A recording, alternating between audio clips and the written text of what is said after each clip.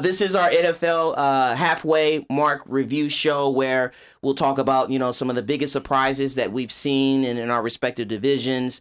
I had the AFC North. I'm sure the brothers Johnson will be interested in sort of these, as you said, shenanigans, proclamations. MVP for the division is Mr. Tyler Boyd. Okay. Yo. Yes. I concur. Always open. Mr. Tyler Boyd, 49 catches, 620 yards, 6 touchdowns.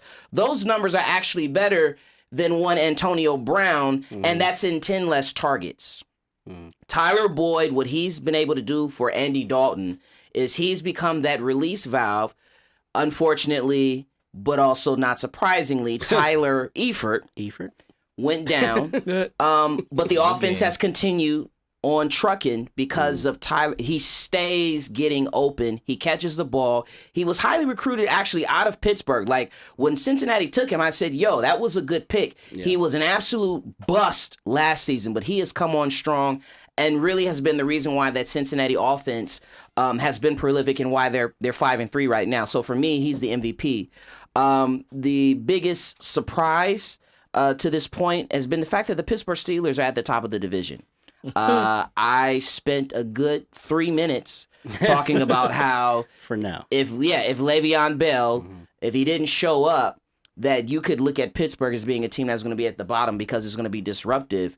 But Mr. James Conner, he had something to say about it. So for me, that is the biggest surprise.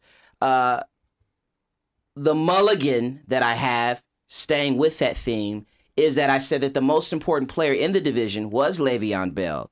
I had the right team, I had the right position, but the wrong running back. It's James Conner. James Conner is the most important player in the division, and like I said, I appreciate what Le'Veon is doing for the players from a player perspective because this is, mark my words, is a paradigm shift in terms of player relations with teams.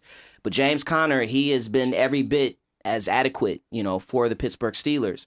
And then that leads into the takeaway, which is that the AFC North is the same old, same old.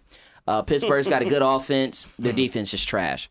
Baltimore is hanging there right there in the middle. They got a really good defense. It's going to come down to the end of the season. This just happens to be the year where Cincinnati has a good team, but we'll see what happens as we get later into the season. And Cleveland is where we expect them to be, which is at the bottom, and they fired somebody. And in this instance, they fired their coach and their offensive coordinator. So that's the biggest takeaway, is that the AFC North is what it has always been.